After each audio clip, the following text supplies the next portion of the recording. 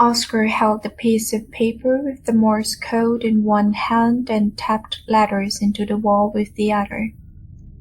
Tapping his knuckles for a dot, slapping the wall with the flat of his hand for a dash, like they'd agreed.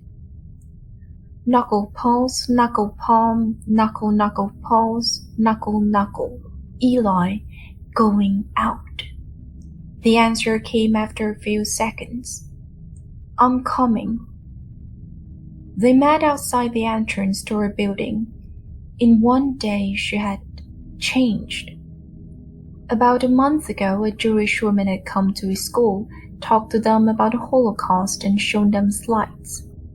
Eli was looking a little bit like the people in those pictures.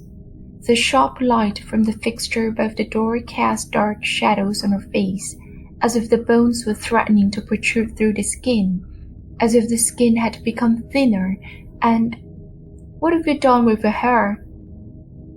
He had thought it was the light that made it look like that, but when he came closer, he saw that a few thick white strands ran through her hand, like on an old person.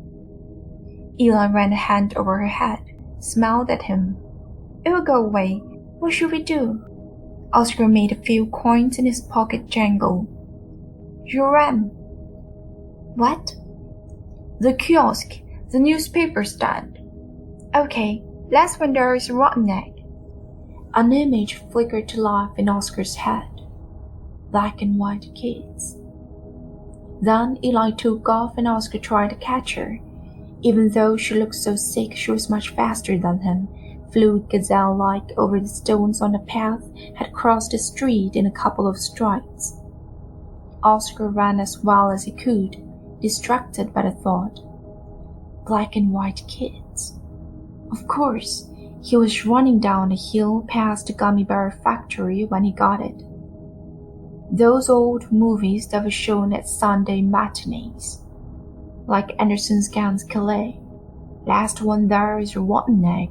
That was the kind of thing they said in those films. Eli was waiting for him down by the road, 20 meters from the kiosk. Oskar jogged over to her, tried not to pant. He had never been down a kiosk with Eli before. Should he tell her that thing? Yes. Do you know it's called the Lever's Kiosk? Why? Because I heard it at a parents' meeting. There was someone who said, not to me of course, but I heard it. He said that the one who has it, Now he was sorry he had brought it up. It was stupid, embarrassing. Eli waved her arms round. What? The guy who has it, that he invites ladies into the kiosk, you know, when it's closed. Is it true? Eli looked at the kiosk. Do they have enough room in there? Disgusting, isn't it? Yes. Oskar walked down toward the kiosk. Eli took a few quick steps to pull up alongside him, whispered, They must be skinny. Both of them giggled. They stepped into the circle of light from the kiosk. Eli rolled her eyes meaningfully at the kiosk owner who was inside the kiosk watching a little TV. Is that him? Oskar nodded. He looks like a monkey. Oskar cupped a hand around Eli's ear, whispered, He escaped from the zoo 5 years ago. They're still looking for him. Eli giggled and cupped her hand around Oskar's ear. Her warm breath flowed into his head. No, they're not. They locked him up here instead. They both looked up at the kiosk owner and burst out laughing, imagining the stern kiosk owner as a monkey in a cage surrounded by candy. At the sound of the laughter, the owner turned to them and frowned with his enormous eyebrows so that he looked even more like a gorilla. Oskar and Eli laughed so hard they almost fell over, pressed their hands over their mouths and tried to regain seriousness. The owner leaned through the window. What do you want? Eli quickly became serious, removed her hand from her mouth, walked over to the window and said, I'd like a banana, please. Oskar chuckled and pressed his hand harder against his mouth. Eli turned around with her index finger in front of her lips and shushed him with feigned severity. The owner was still looking out of the window. I don't have any bananas. Eli pretended disbelief. No bananas? No anything else? Oscar's jaws were crumping because of his repressed laughter. He teetered away from the kiosk, ran a few steps toward the mailbox, leaned on it, and let it out, convulsing with laughter. Eli came up to him, shaking her head. No bananas. Oskar managed to get out. He must have eaten them all himself. Then he pulled himself together and forced his mouth shut. He took out his 4-kroner and went up to the window. A box of mixed candy, please.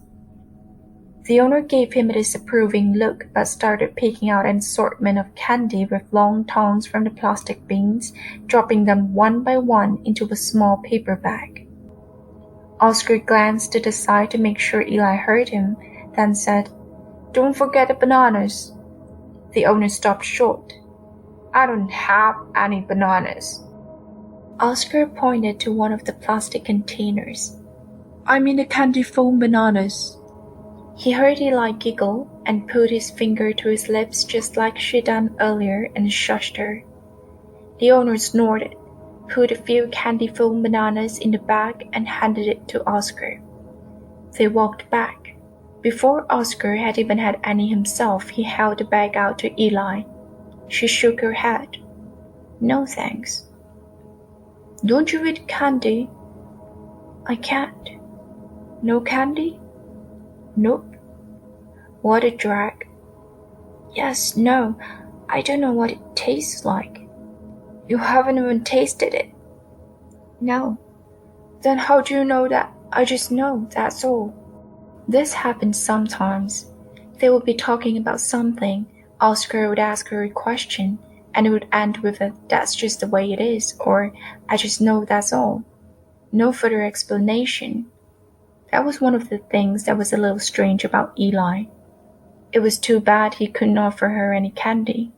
That was what he had been planning, to be generous, offer her as much as she wanted. And then it turned out she didn't even eat candy. He popped a candy banana in his mouth and snuck a peek at her. She really didn't look healthy, and those white strands in her hair.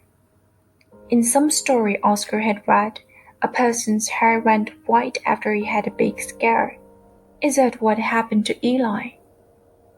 She glanced to the side, folded her arms around her body, and looked really little. Oskar wanted to put his arm around her but didn't dare. In the covered entrance leading to the courtyard, Eli stopped and looked at her window. It was dark. She stopped with her arms wrapped around her body and stared at the ground. Oskar. He did it. Her whole body was asking for it, and from somewhere he got the courage to do it. He hugged her. For a terrifying second he thought he had done the wrong thing. Her body was stiff, locked. He was about to let go when she relaxed into his embrace. The knot loosened and she coaxed her arms out, put them around his back and leaned trembling against him. She leaned her head against his shoulder and they stood like that. Her breath against his shoulder. They held each other without saying anything. Oskar closed his eyes and knew. This was big. Light from the outside lamp filtered in through his closed eyelids and created a red membrane in front of his eyes. The biggest. Eli nuzzled her head in closer toward his neck. The heat from her breath grew more intense. Muscles in her body that had been relaxed grew tense again. Her lips nudged his throat and a shiver ran through his body. Suddenly she shuddered and broke away, took a step back. Oskar let his arms fall. Eli shook her head as if to free herself from a nightmare, turned and started walking to her door. Oskar stayed put. When she opened the front door, he called out to her. Eli, She turned. Where's your dad? He was going to bring me food. She doesn't get enough to eat. That's what it is. You can have dinner with us if you like. Eli let go of the door and walked back over to him. Oskar quickly started to plan things out. He did not want his mom to meet Eli, not the other way around either. Maybe he could make a few sandwiches and take them back to her place. Yes, that would be best. Eli stopped in front of him, looking at him earnestly. Oskar, do you like me? Yes, a lot. If I turn out not to be a girl, would you still like me? What do you mean? Just that. Would you still like me even if I wasn't a girl? Yes, I guess so. Are you sure? Yes.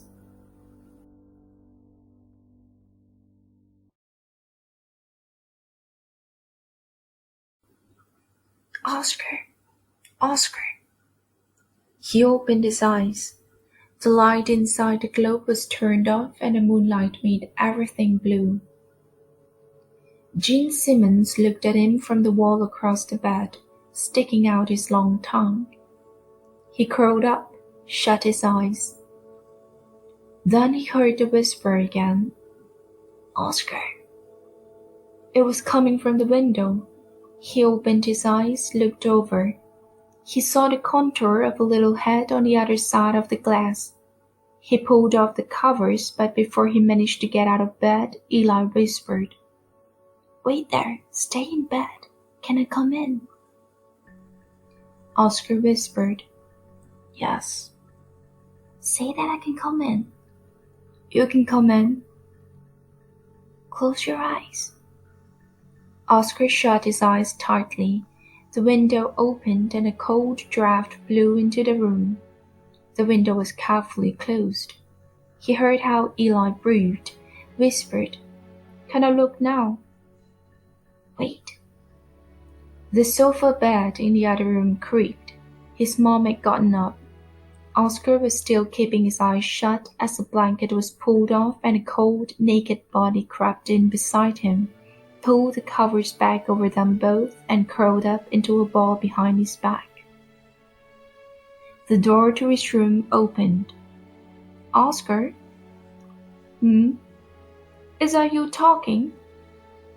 No. His mom stayed in the doorway, listening.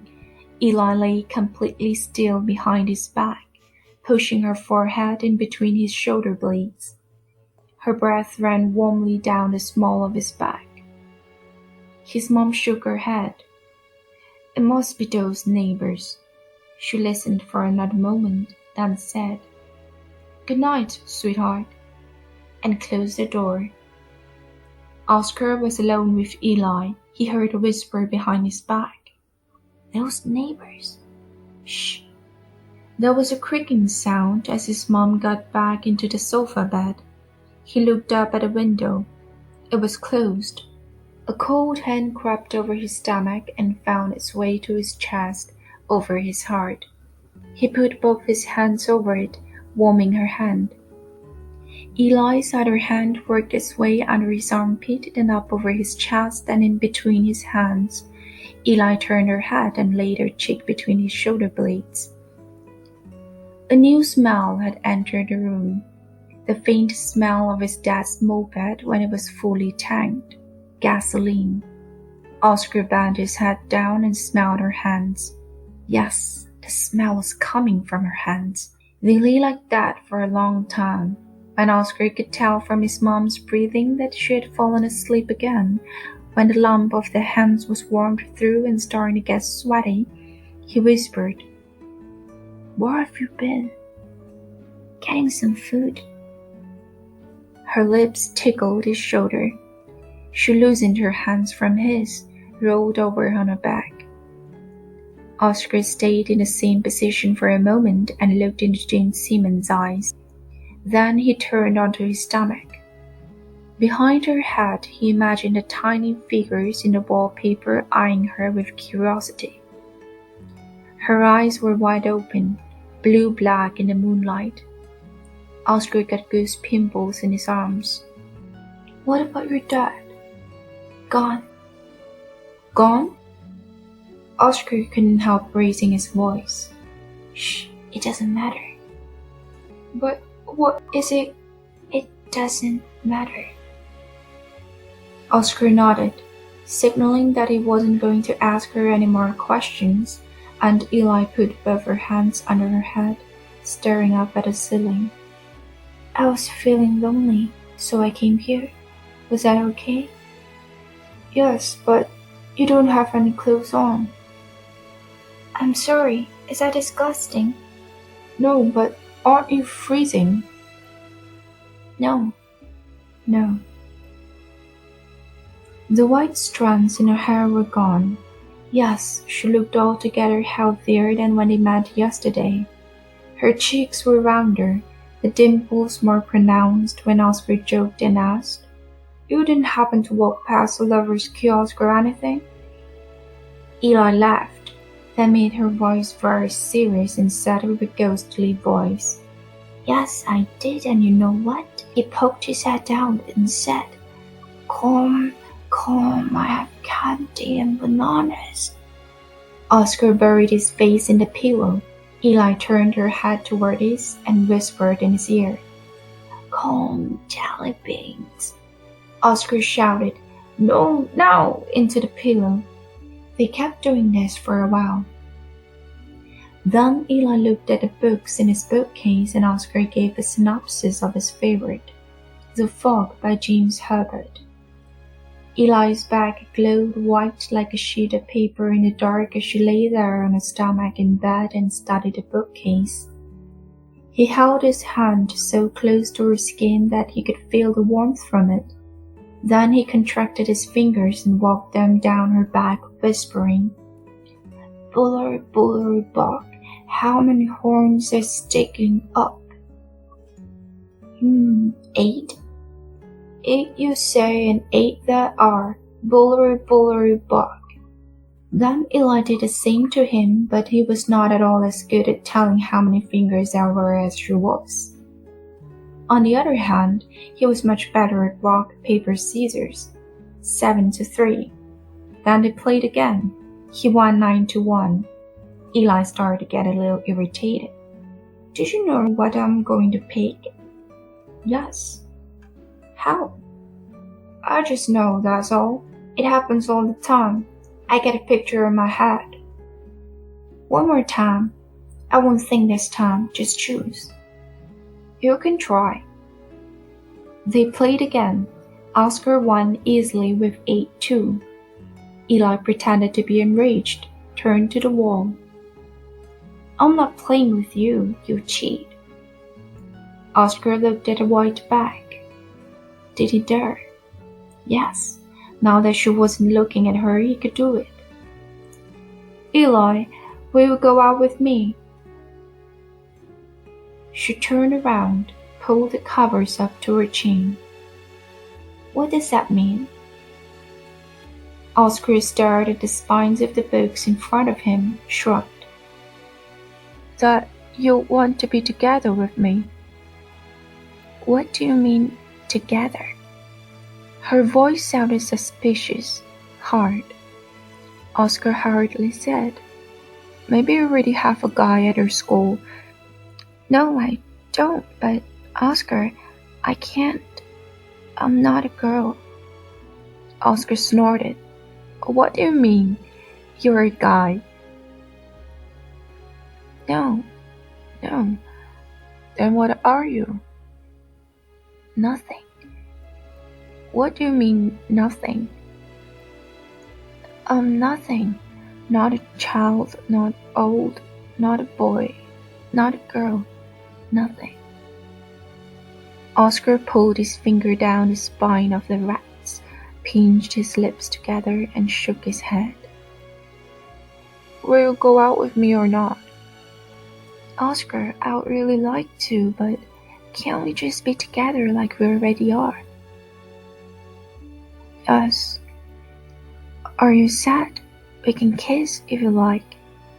No. You don't want to? No, I don't.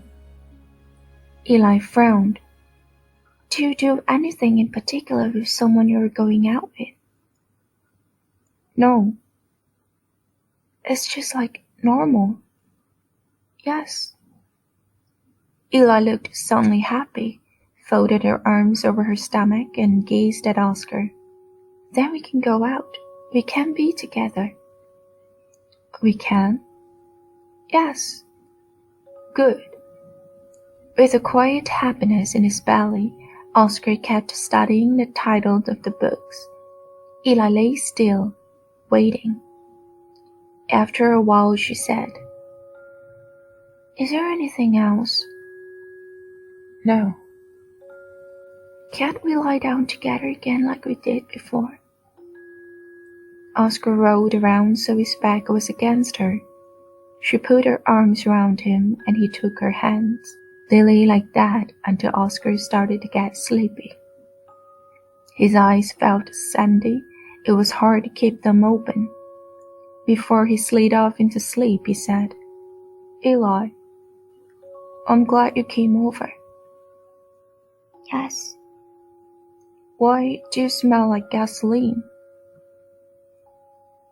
Eli's hands gripped more tightly around his hands against his heart. Hot. The room grew larger all around Oskar. The walls and ceiling softened, the floor fell away, and when he felt the whole bed floating in the air, he knew he was asleep.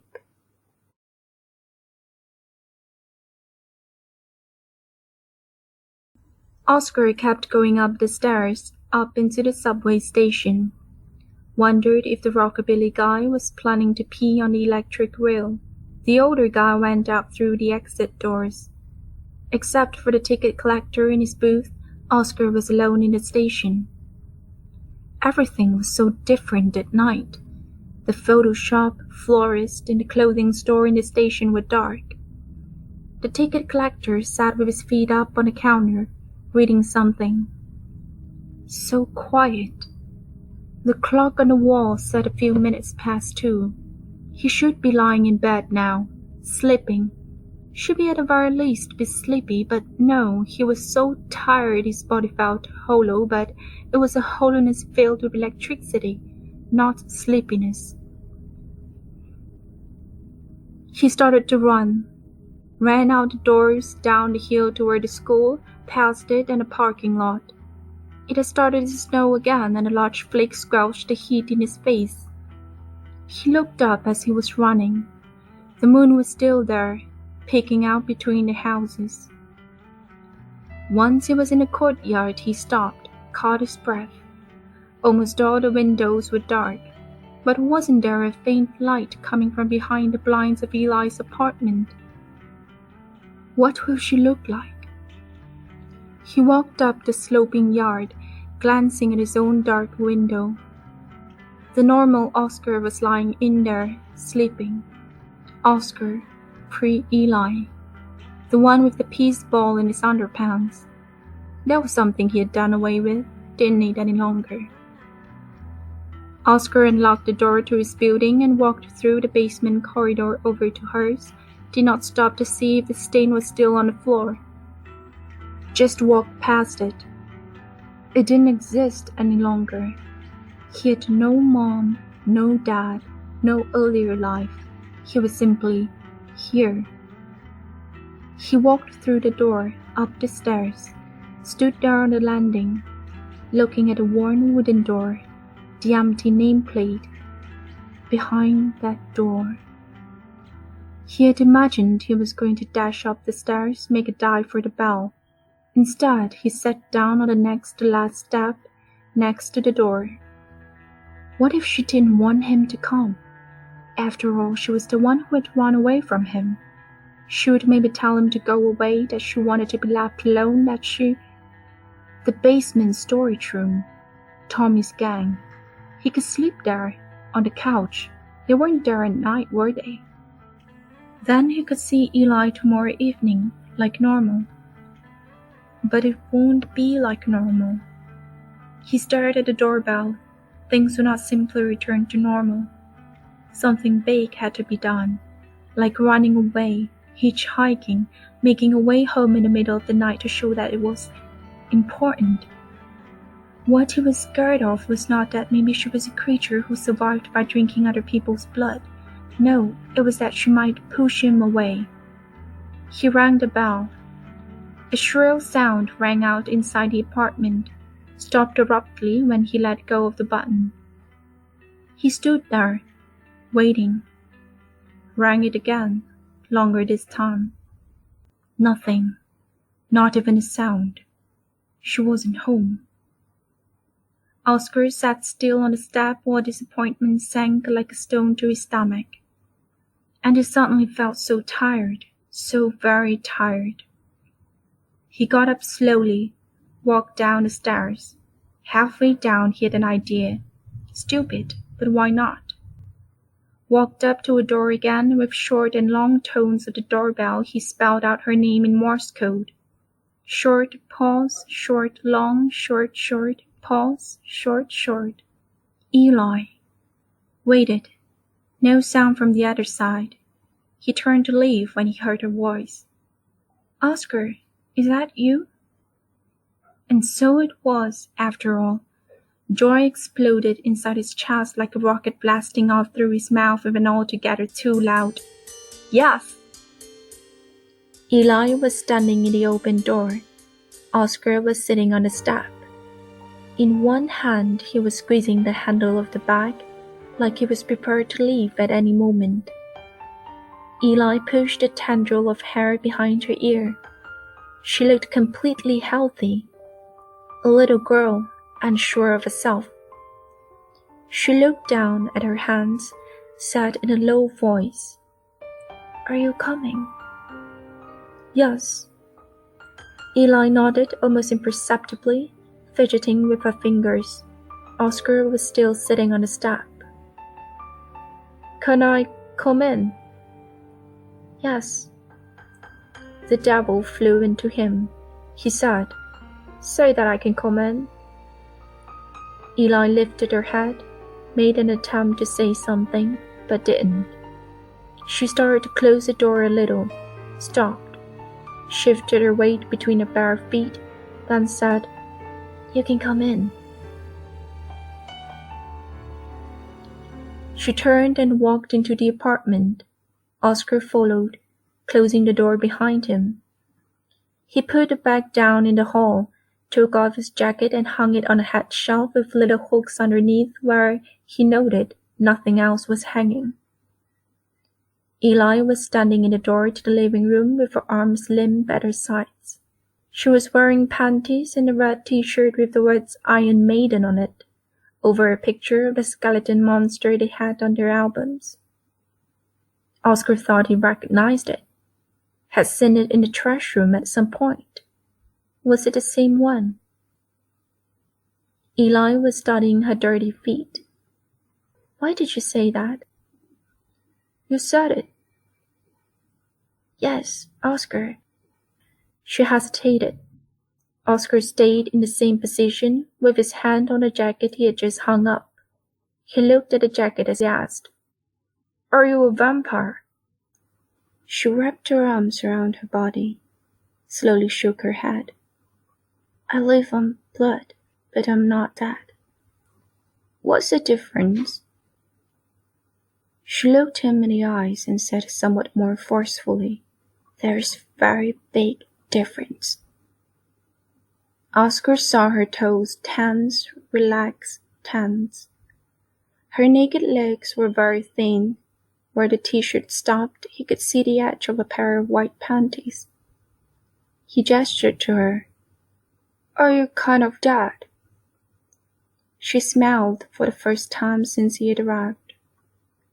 No, can't you tell? No, but, did you die once, a long time ago? No, but I've lived for a long time. Are you old? No, I'm only 12, but I've been dead for a long time. So you're old, inside, in your head? No, I'm not. That's the only thing I still think is strange. I don't understand it. Why I never in a way get any older than 12. Oskar thought about it, stroking the arm of his jacket. Maybe that's just it, though. What do you mean? I mean, you can't understand why you're only 12 years old because you are 12 years old. Eli frowned. Are you saying I'm stupid? No, just a bit slow, like kids are. I see. How are you doing with the cube? Oskar snorted, met her gaze and remembered the thing about her pupils. Now they looked normal, but they had looked really strange before, hadn't they? But still, it was too much. Couldn't believe it. Eli, you're just making all this up, aren't you? Eli stroked the skeleton monster on her belly, let her hand stop right over the monster's gaping mouth. Did you still want to be blood brothers? Oskar took half a step back. No. She looked up at him, sad, almost accusing. Not like that. Don't you understand that? She stopped. Oskar finished her sentence for her. That if you wanted to kill me, you would have done it a long time ago. Eli nodded. Oskar took another half step back. How quickly could he get out the door? Should he leave the bag behind? Eli didn't seem to notice his anxiety, his impulse to flee. Oskar stayed put, his muscles tensed. Will I get infected? Still looking down at the monster on her t-shirt, Eli shook her head. I don't want to infect anyone, least of all you. What is it then, this alliance? She lifted her head to the point where she thought his face would be, saw that he was no longer there, hesitated, then walked up to him, took his head between her hands. Oskar let her do it. Eli looked blank, distant, but no hint of that face he had seen in the cellar. Her fingertips brushed against his ears. A sense of calm welled up quietly inside of his body. Let it happen, no matter what. Eli's face was 20 centimeters from his own. Her breath smelled funny, like the shed where his dad kept metal scraps and parts. Yes, she smelled rusty. The tip of a finger stroked his ear. She whispered, I'm all alone. No one knows. Do you want to? Yes. She quickly brought her face up to his, sealed her lips over his upper lip, held it firm with a light, steady pressure. Her lips were warm and dry. Saliva started in his mouth, and when he closed his own lips around her lower one, it moistened it, softened.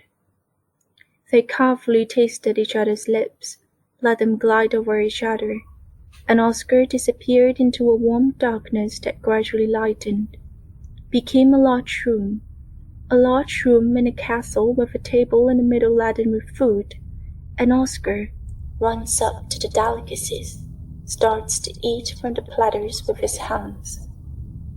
Around him there are the children, big and small.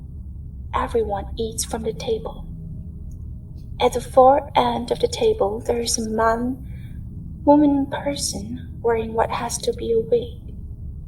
An enormous mane of hair covers the person's head.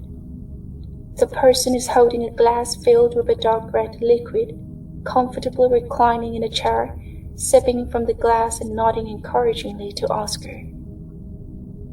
They eat and eat. Further away, against the wall, Oskar can see people in poor clothes anxiously following the events at the table. He sees a woman with a brown shawl over her head and her hands clamped tight over her stomach, and Oskar thinks, Mama. Then there is the ding of a glass, and all attention is directed toward the man at the far end of the table. He stands up.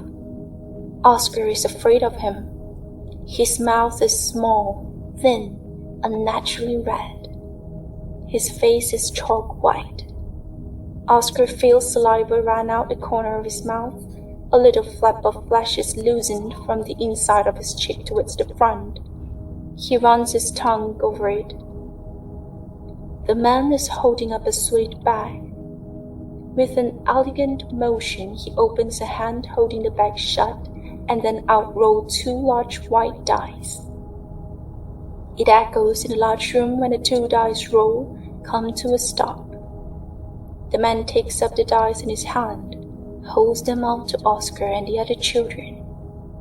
The man opens his mouth to say something, but at the moment the little flap of flesh falls out of Oskar's mouth and... Eli's lips left his. She let go of his head, took a step back. Even though it scared him, Oskar tried to hold onto the image of the castle room again, but it was gone. Eli scrutinized him. Oskar rubbed his eyes, nodded. It really happened, didn't it? Yes. They stood there for a while, not saying anything. Then Eli said, Did you want to come in? Oskar didn't reply. Eli pulled on her t-shirt, lifted her hands, let them fall. I'm never going to hurt you. I know that. What are you thinking about? That t-shirt, is it from the trash room? Yes. Have you washed it? Eli didn't answer. You're a little gross, you know that? I can change if you like. Good, do that. The living room was not as empty as the hall and the kitchen. Here there was a sofa, an armchair, and a large coffee table with a lot of little things on it. A lone floor lamp sent a soft yellow glow over the table. But that was all. No carpets, no pictures, no TV. Thick blankets had been draped over the windows. It looks like a prison, a big prison cell. Oskar whistled, tentatively. Yes, there was an echo, but not too much. Probably because of the blankets. He put his bag down next to the armchair. The click when the bottom of it landed on the hard cork flooring was amplified, sounded desolate. He had started to look at the things on the table when Eli came out of the next room, now wearing her too big checkered shirt. Oskar waved his arm, indicating the living room. Are you two moving? No. Why? I was just thinking. You two? Why didn't you think of it before? Oskar let his gaze travel over the things on the table. Looked like toys, every last one of them. Old toys. The old man who was here before, that wasn't your dad, was it? No. Was he also? No. Oskar nodded, looked around the room again. Hard to imagine anyone could live like this. Except if... Are you sort of poor? Eli walked over to the table, picked up a box that looked like a black egg, and handed it to Oskar. He leaned over, held it under the lamp in order to see better. The surface of the egg was rough, and when Oskar looked more closely, he saw hundreds of complex strands of gold thread. The egg was heavy, as if the whole thing was made of some kind of metal. Oskar turned it this way and that, looked at the gold threads embedded on the egg's surface. Eli stood next to Oskar. He smelled it again, the smell of rust. What's it worth, do you think? I don't know. A lot. There are only 2 of them in the world. If you had both of them, you could sell them and buy yourself a nuclear power plant, maybe. No. Well, I don't know. What does a nuclear power plant cost? 50 million? I think it will cost billions. Really? In that case, I guess you couldn't. What will you do with a nuclear power plant? Eli laughed. Put it between your hands, like this. Cup them, and then you let it roll back and forth. Oskar did as Eli said. Rolled the egg gently back and forth in his cupped hands and felt the egg crack, collapse between his palms. He gasped and removed the upper hand. The egg was now just a heap of hundreds, thousands of tiny slivers. Gosh, I'm sorry, I was careful. Shh. It's supposed to be like that. Make sure you don't drop any of it. Pour them out onto this. Eli pointed to a piece of white paper on a table. Oskar held his breath as he gently let the glittering shards fall out of his hand. The individual pieces were smaller than drops of water, and Oskar had to use his other hand to wipe his palm free of every last one. But it broke. Here, look. Eli pulled the lamp closer to the table, concentrated its dim light on the heap of metal slivers. Oskar leaned over and looked. One piece, no bigger than a tick, lay on its own to one side of the stack, and when he looked very closely he could see that it had indentations and notches on a few sides, almost microscopic light bulb-shaped protrusions on the other. He got it. It's a puzzle. Yes. But can't you put it together again? I think so. It must take forever. Oskar looked at more pieces that were spread out next to the pile. They looked to be identical to the first, but when he looked closer he saw there were subtle variations. The notches were not in exactly the same place. The protrusions were at another angle.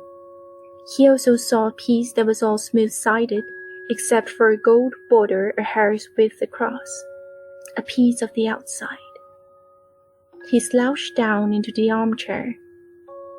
It would drive me crazy. Think about the guy who made it. Eli rolled her eyes and stuck her tongue out so she looked like the dwarf Dopey. Oskar laughed. Ha ha. When he stopped, the sound still vibrated in the walls. Desolate. Eli sat down on the couch and crossed her legs, looking at him with anticipation. He looked away and looked at the table and the toys that made a landscape of ruins. Desolate. All at once he felt tired in a way again. She wasn't his girl, couldn't be that. She was something else. There was a big distance between them that couldn't be. He shut his eyes, leaned back in the armchair, and the black behind his eyelids was a space that separated them. He dozed off, gliding into a momentary dream.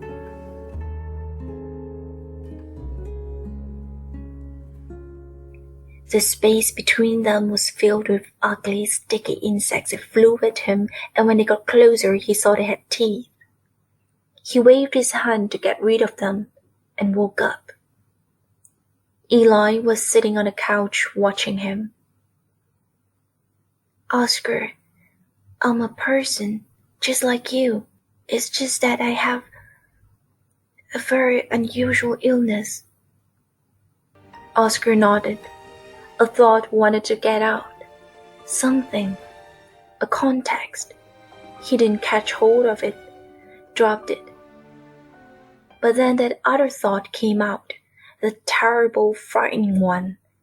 That Eli was just pretending, that there was an ancient person inside of her watching him, who knew everything and was smelling at him, smelling in secret. But that can't be.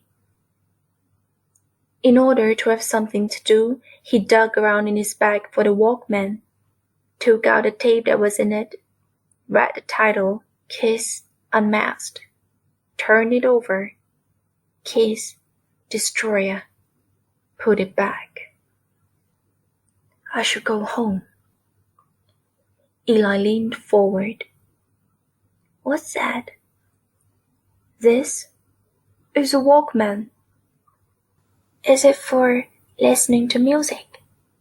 Yes, She doesn't know anything. She's super intelligent, but she doesn't know anything. What does she do all day? Sleep, of course. Where does she keep the coffin? That's right. She never slept this time she came over. She simply lay there in my bed and waited for the sun to come up. I must be going. Can I try it? Oskar held it out to her. She took it and looked like she didn't know what to do with it, but then put the headphones on and looked inquiringly at him. Oskar pointed at the buttons. Press the one that says play. Eli read the top of the buttons, selected play. Oskar felt a calm settle over him. This was normal, playing your music for a friend. He wondered what Eli would think of Kiss. She pushed in the button, and even from his armchair Oskar could hear the whispery, noisy jangle of guitar, drums, and vocals. She had ended up in the middle of one of the heavier songs. Eli's eyes opened wide. She screamed in pain, and Oskar was so shocked he was thrown back in the armchair. It tipped back, almost falling over while he watched Eli tear the headphones off so violently that cables became detached, threw them down, pressed her hand against her ears, whimpering. Oskar gaped, staring at the headphones that had hit the wall. He got to his feet, picked them up. Completely destroyed. Both of the cords had been torn out of the earpieces. He put them on a table and sank down into the armchair again. Eli removed her hands from her ears.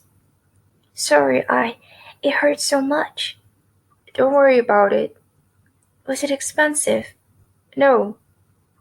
Eli took down the highest moving box, reached into it, and fished out a couple of banknotes, holding them out to Oskar. Here. He took them, counted them out. 3,000 kroner bills and 2 100s. He felt something akin to fear, looked at the carton she had taken the money from, back at Eli, back at the money. It cost 50 kroner. Take it anyway. No, but it was only the headphones that broke and but you can have it, please. Oskar hesitated, then crumpled the notes into his pants pocket while he mentally calculated their worth in advertising flyers. Around 1 year of Saturdays, maybe. 25,000 delivered flyers. 150 hours. More. A fortune. The bills in his pocket rubbed uncomfortably against him. Thanks. Eli nodded, picked something up off the table that looked like a knot of wires, but that was probably a brain teaser. Oskar looked at her as she fiddled with the knots. Her neck bent, her long thin fingers that flew over the wires. He went over everything she had told him. Her dad, the aunt who lived in the city, the school she went to. Lies, all of it. And where had she gotten the money from? Stolen? He was so unaccustomed to the feeling he didn't even know what it was at first. It started like a kind of tingle in his head, continued into his body, then made a sharp, cold arc back from his stomach to his head. He was angry. Not desperate or scared. Angry. Because she had lied to him, and who had she stolen the money from anyway? From someone she had. He crossed his arms over his stomach, leaned back. You kill people. Oskar, if this is true, then you must kill people. Take the money. I've been given the money. You were just lying the whole time. It's true. What part is true? That you're lying? Eli put down a tangle of knots and looked at him with wounded eyes, threw arms out. What do you want me to do? Prove it to me. Prove what? That you are who you say you are. She looked at him for a long time, then she shook her head. I don't want to. Why not? Guess. Oskar sank deeper into the armchair, felt the small wad of bills in his pocket, saw the bundles of advertising flyers in his mind. That had arrived this morning, that had to be delivered before Tuesday. Grave fatigue in his body, tears in his head, anger. Gas, more games, more lies. Wanted to leave, to sleep. The money. She gave me the money so I would stay. He got up out of the armchair, took out the crumpled bills from his pocket, laid everything except a 100-corner note on the table, put it back in his pocket and said, "I'm going home." She leaned over, grabbed his wrist.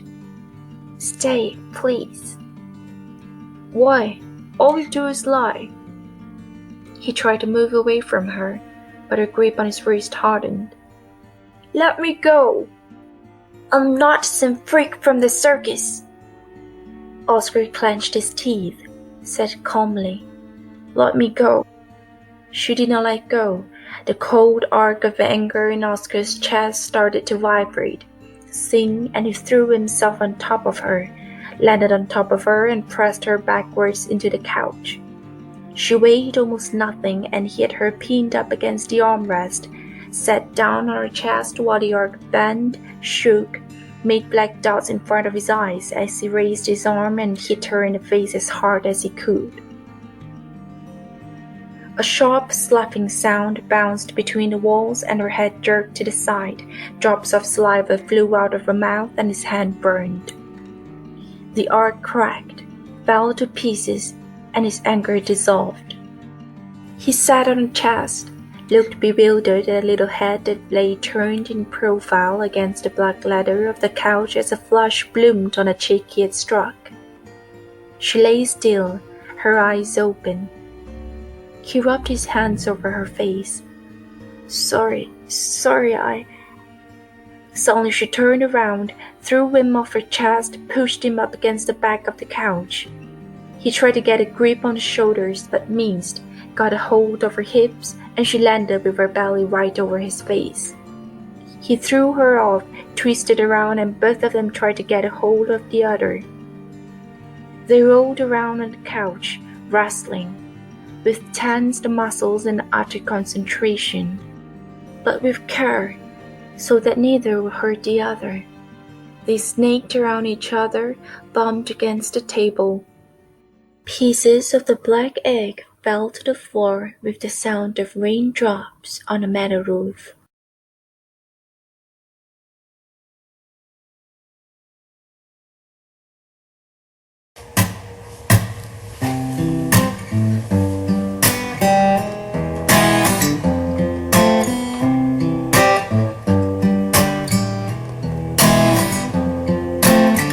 I'm a tempting boy, I eat sticks and rocks and mud. I don't care about the government, and I really need a hug. I feel stupid, ugly, pretend it doesn't bother me. Not very strong, but I'll fuck you up if you're mean into bugs.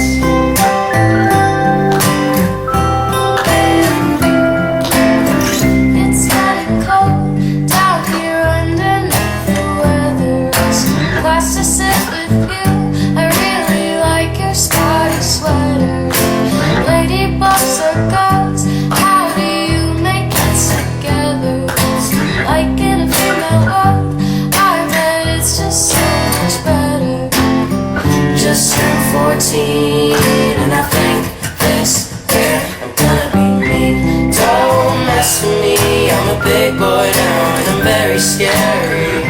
I punch mostly out at night and I do karate. Don't message me cause I won't reply, I wanna make you cry. Ain't that how it's supposed to be, though it isn't me. Boys will be bugs, right? Boys will be bugs, right? Boys will be bugs, right? I'm a tempting boy, all I wanna do is quit. My mom told me that she's worried and I couldn't give a shit. friends who understand me. The names are Spider, Beetle, Bee. Don't say much, but they have always listened to me.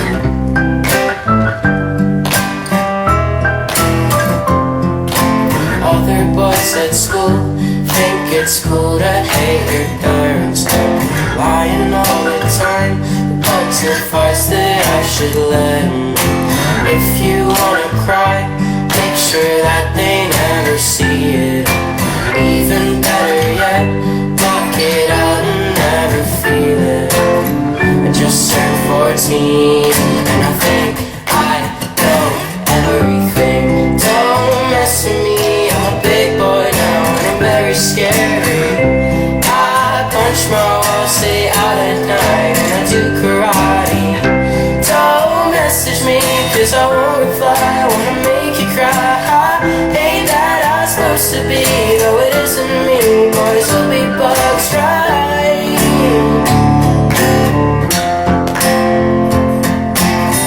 Just turned 14 and I think this year I'm gonna be me. Just turned 14 and I think this year I'm gonna be me. Just turned 14 and I think I know everything. Just turned 14 and I think the world revolves around me.